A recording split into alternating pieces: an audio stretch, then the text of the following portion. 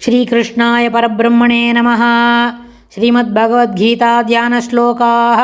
नमोऽस्तु ते व्यासविशालबुद्धे पुल्लारविन्दायतपत्रनेत्र येन त्वया भारततैलपूर्णः प्रज्वालितो ज्ञानमयप्रदीपः प्रपन्नपारिजाताय स्तोत्रवेत्रैकपाणये ज्ञानमुद्राय कृष्णाय गीतामृतदुहे नमः।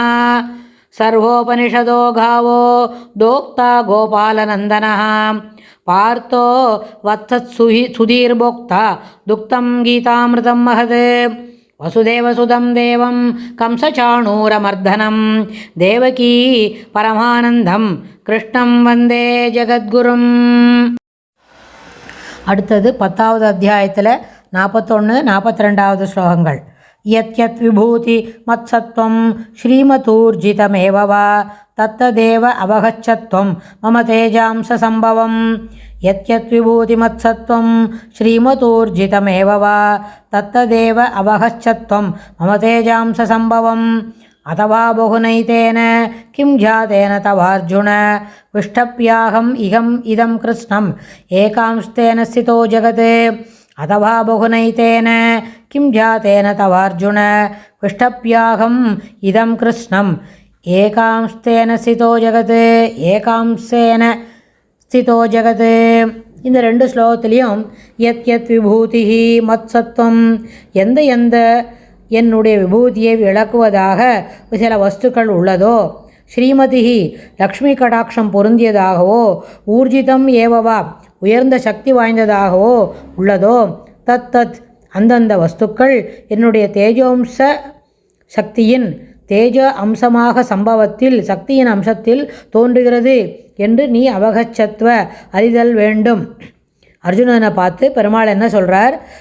எந்த வஸ்துக்கள் என்னுடைய விபூதியை விளக்குவதாகவோ, லக்ஷ்மி கடாட்சம் பொருந்தியதாகவோ, ஊர்ஜிதம் ஏவவா உயர்ந்த சக்தி வாய்ந்ததாகவோ உள்ளதோ, உயர்ந்த சக்தி வாய்ந்ததாக உள்ளதோ, அந்தந்த வஸ்துக்கள் மம என்னுடைய தேஜா அம்சா சம்பவம் சக்தியின் அம்சத்தில் என்னுடைய தேஜஸான சக்தியின் அம்சத்தில் தோன்றியது என்று நீ அவகச்சத்வம் தொம் அவகச்ச நீ அறிதல் வேண்டும் என்று கூறுகிறார்.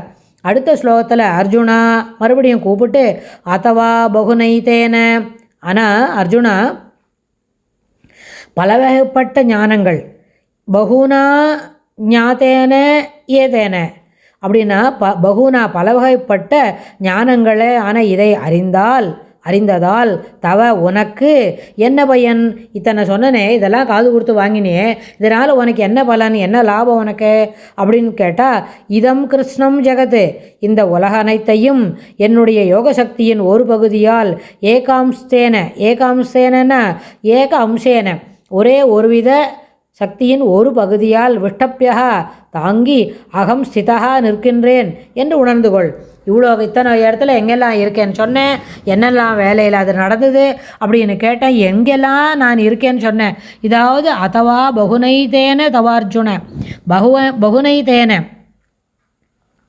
அது மாத்திரம் இல்லை கிம் ஜாத்தேன, இது எல்லாம் உனக்கு என்ன புரிஞ்சுது, இதெல்லாம் என்ன கேட்ட அப்படின்னா, எந்தெந்த இடத்துல இருக்கார் பெருமாள்? இப்போ பார்த்தோம் பக்ஷி ரூபத்தில் வைனதேயச்ச பக்ஷினாம், அப்புறம் வினதாசுத்தனுக்கு அப்புறம் ஆதித்யானாம் அகம் விஷ்ணுவோ, இன்னொன்று சொன்னார் ஜோதிஷாம் ரவிர் அம்சுமான்னு தானே ஒரு பக்கம், அப்புறம் சாமவேதோஸ்மி தேவானாமஸ்மி வாசவகா, அப்புறம் மனசு இந்திரியங்களில் மனசை போல இருக்கேன், அப்புறம் சேத்தனா உயிர் போல இருக்கேன், அப்புறம் ருத்ராணாம் சங்கரஸ்டாஸ்மி சங்கரனாக இருக்கிறேன், சம்பு இருக்கிற அவர் என்னதான், அப்புறம் ரக்ஷசாம் ராட்சசர்களில் வித்தேஷோ ரக்ஷசாம் அப்படின்னு, அதுக்கப்புறம்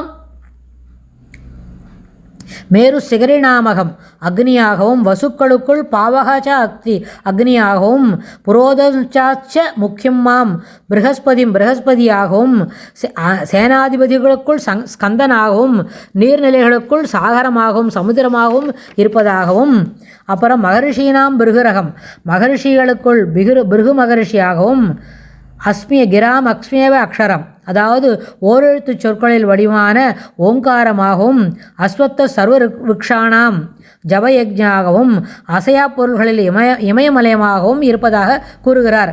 சர்வ விருக்ஷானாம் மரங்கள் அனைத்துள்ளும் அரசமரமாகவும் தேவர்ஷிகளுக்குள் நாரதராகவும் கந்தர்வானாம் சித்திரரதா கந்தர்வர்களுக்குள் சித்திரரதனாகவும் சித்தர்களுக்குள் கபிலமுனியாகவும் இருப்பதாகவும் கூறுகிறார். அப்புறம் வஜ்ராயுதம் அதில் தன்னோட அம்சம் இருக்கிறதுன்னு சொன்னோம். குதிரைகளுக்குள் அமிர்தோத்பவம், அமுதத்துடன் உதிஷ்ட உஷ்டேஸ்ரவசம் என்கிற குதிரையாகவும், யானைகளுக்குள் கஜேந்திரனாகவும் ஐராவதமான கஜேந்திரனாகவும், அதுக்கப்புறம் பிரஜனகா உற்பத்தியை செய்யும் காமதேவனாகவும் இருக்கிறேன். சர்ப்பானாம் வாசுகீஹி, சர்ப்பங்களுக்கு ராஜாவான வாசுகியாகவும் இருக்கிறேன். அதுக்கப்புறம் பித்ருணாம் அரியமா சாஸ்மி, பித்ருக்களுக்குள் அரியமாகவும் சம்யமதாம் தண்டித்து அழக்கவர்களுள் யமனாகவும், தைத்தியானாம் திதி வம்சத்தவர்கள் தைத்தியராஜத்து வருஷத்தில் பிரகலாதனாகவும், கலையதாமகம் கணக்கிடுபவர்களிடம் அகம் காலமாகவும் இருக்கிறேன். மிருகானாம் மிருகங்களுக்குள் சிங்கமாகவும், பறவைகளுக்குள் பக்ஷி கருடனாகவும், பவதாமஸ்மி வேகமாக செல்வதற்கு பவதாம் வேகமுடையவர்களுக்குள் காற்றாகவும், ஆயுதம் ஏந்தியவர்களுக்குள் ஸ்ரீராமனாகவும், அகம் அஸ்மி மீன் வகைகளில் மகரச்சாஸ்மியாகவும் இருக்கிறேன். ஆறுகளுக்குள் ஜாகனவியாகவும், சர்கானாம் ஆதிரந்தச்ச மத்தியம் சைவாகம் அர்ஜுன, அதாவது சிருஷ்டிகளுக்குள் ஆதி அந்தம் முடிவாகவும் மத்தியமாகவும் தானே இருப்பதாகவும் கூறினார். வித்தைகளுக்குள் அத்தியாத்ம வித்தியாகவும், வாதம் செய்வோரிடம் வாதமாகும், அதாவது நியாயாதிபதிகள் சொன்னால் தர்க்கம் விதண்டம் இல்லாமல் நியாயத்தை விசாரிக்கிற நியாயமான வாதமாகவும், அப்புறம் கீர்த்திஹி ஸ்ரீ வாக்ஷா நாரிணாம் பவிஷ்யதாம் உத்பவச்ச பவிஷ்யதாம், கீர்த்தியாகவும் ஸ்ரீயாகவும் வாக்கு சிறப்பான வாக்கு வன்மை பொருந்தியவர்களிடத்தில் தானுடைய ஒரு அம்சம் மிளர்வதாகவும், அவ்வாறே சாமகானங்களில் பிருகத் சாமவாகவும், சந்தங்களுக்குள் காயத்ரி சந்தஸாகவும், மாதங்களுக்குள் நான் மார்கழி என்றும் கூறுகின்றார். அப்புறம் ருதுக்களுக்குள் புஷ்பிக்கக்கூடிய வசந்த ருதுவாகவும் இருப்பதாக கூறுகிறார். இங்கனம் எங்கே இடத்துலலாம் இருக்கேன் அப்படின்னு சொன்னால், அதே நேரத்தில் தியூதம் சொக்கட்டான் ஆடுவது போல இருந்தால் தியூதம் அது சூதாட்டமாகவும், அதே நேரத்தில் சிங்கம் போலவும் இருக்கேன்னு சொல்கிறார். ஆனால் அது என்ன செய்யணும், சூதாட்டம் இருக்குதுன்னு சொன்னாலும் சிங்கத்திலும் தீயிலும் மரணத்திலும் இறைவனை காண்பதாக இருந்தாலும், எல்லா இடத்திலும் சத்துவம் ரஜஸ் தமஸ் என்ற முக்குணங்களிலும் தன் விபூதியை கூறுகின்றார். இங்கு சூதாட்டம் விபூதியாக கூறியதால் அது மனதை கவரும் என்று கொள்ளாமல், அதனிடத்தில் பயந்து ஒடுங்கி நிற்க வேண்டும், ஒடுங்கி நிற்க வேண்டும். மாறாக அதனிடத்தில் கருத்தை நாடுவது நல்லதல்ல என்பதாகும். அதே நேரத்தில் தமயதாமஸ்மி நீதிரஸ்மி ஜிகீஷிதாம் தண்டகா, அடக்கி ஆள்பவர்களும் அடக்கும் சக்தியாகவும், ஜிகீஷிதாம் ஜெயிக்க விரும்புவோரிடம் நீதியாகவும் இருக்கிறேன். நானே குஹ்யானாம் ரகசியங்களின் வடுவில் மௌனமாகவும், ஞானவதாம் ஞானிகளிடம் ஞானமாகவும் இருக்கிறேன். இத்தனை இடத்துல தான் எங்கேயெல்லாம் இருக்கேன்னு சொல்லிட்டார். அதுக்கப்புறம் இதில் முக்கியமானது, பகவான் எங்கும் இருக்கிறான் என்றாலும் சில இடங்களில் தன்னை விசேஷமாக தோற்றுவிக்கிறான். உதாரணமாக பூமியில் தோண்டினால் எங்கும் ஜலம் அகப்படும். ஆனால் குளம், கிணறு, ஏரி இவையுள்ள இடங்களில் தோண்ட வேண்டிய அவசியமில்லை. ஏனால் ஏற்கனவே அங்கு ஜலம் இருக்கிறது.